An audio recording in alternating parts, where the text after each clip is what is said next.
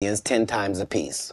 I watched your set 10 times of you performing, whoever you were, and then I counted how many laughs you got every time you did these amount of minutes. So if you told me this comedian and told me he did 30 minutes, I could tell you that he got 26 laughs in that 30 minutes because I had done the numbers on everybody. So I didn't just say I was funnier. I knew I was funnier than the comic you liked, and I could tell you how many jokes funnier I was because that's how we judge stand-up. You do 15 minutes, I do 15 minutes. How do I know I'm funnier than you? Because you got 6 laughs and I got 16.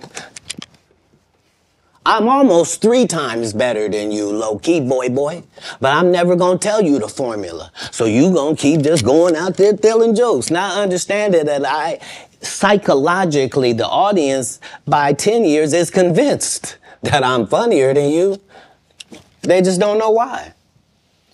Because I'm putting out more content, better. I had Terry Crews on here. He said at the time that you did the movie, you were homeless. Is that true?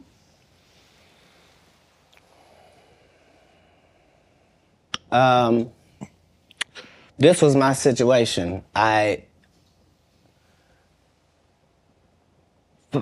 months prior to me getting this first audition for Friday After Next, I got this baby son. I'm holding him up above me. He grabs my little chain. He's playing with it, and he accidentally drops it. It breaks out my front 2 teeth.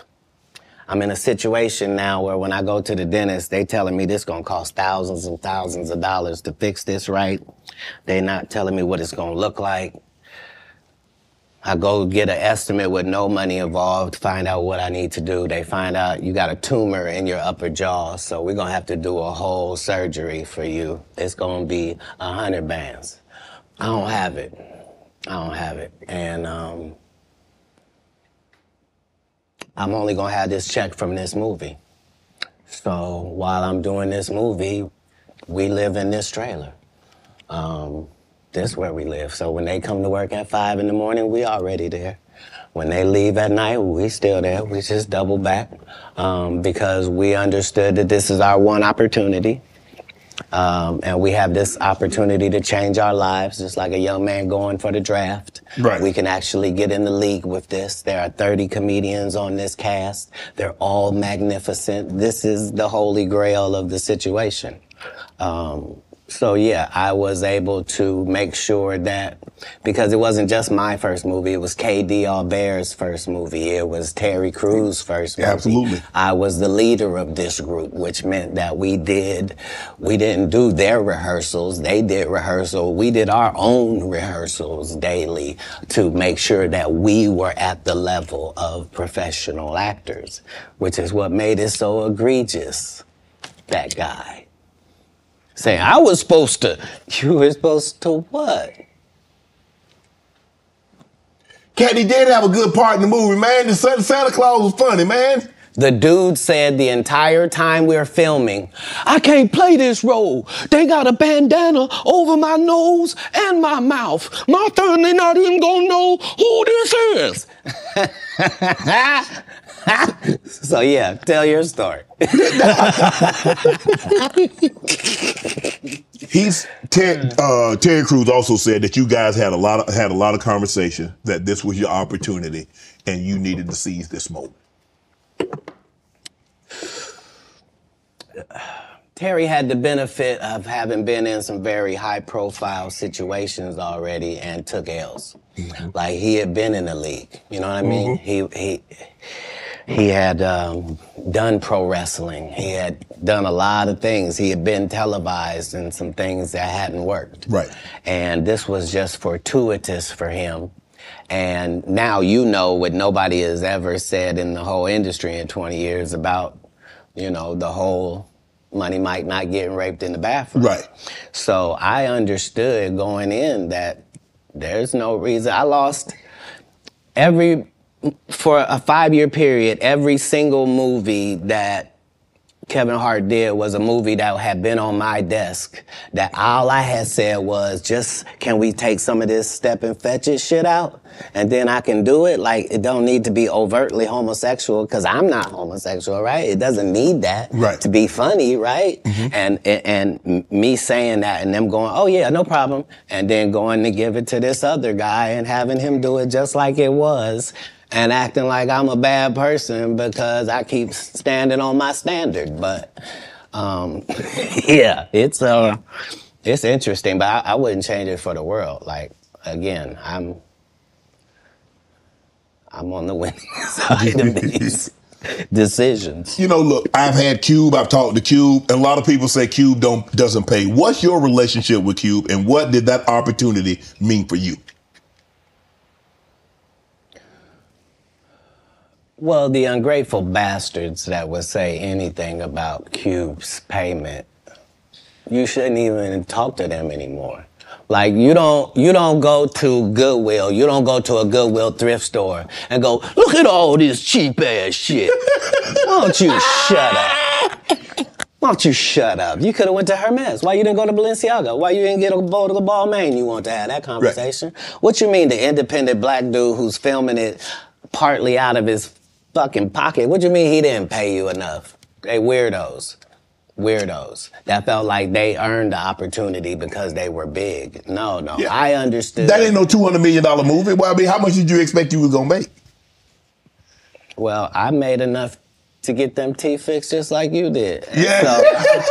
So it was no harm, no foul. I knew that I was gonna go from there, and there was no turning back for Katt Williams. Okay. Well, here's the thing. I wrote it.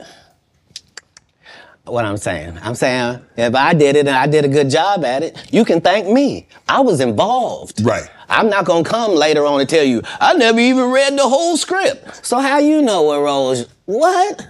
What do you mean you never read the these guys' whole job is to present something, unfortunately. And I'm just not a presenter. If you ask me a question, I'm just going to tell you the truth of how it went. Would you be willing to do another Friday? Cube already asked me to write it. I was supposed to have been writing it. This is what these guys are mad about. Like, we lost some great people before this movie could come out regardless. Right. And so, yes, there desperately needs to be one. But we miss John Witherspoon in a way that can't really be quantified, if I'm being honest with you. And the Chris Tucker that we got now is Epstein Island Chris Tucker, not Smokey. Oh, Lord. Whew. If I didn't know no better, I'd tell you he's the greatest. I don't care what you say. To be confident and not delusional is a real skill. Most of these confident people we see is really delusional. Well, you don't think they asked Chris Tucker to come back in the second Friday?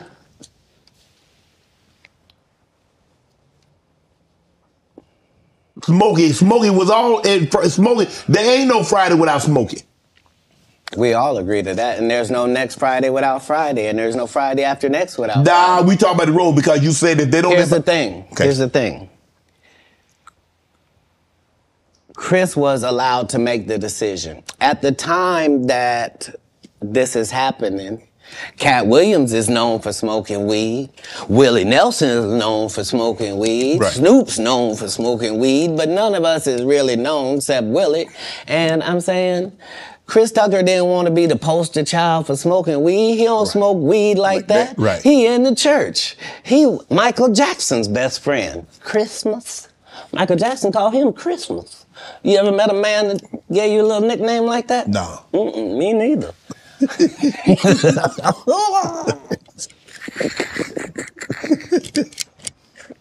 Must be the greatest.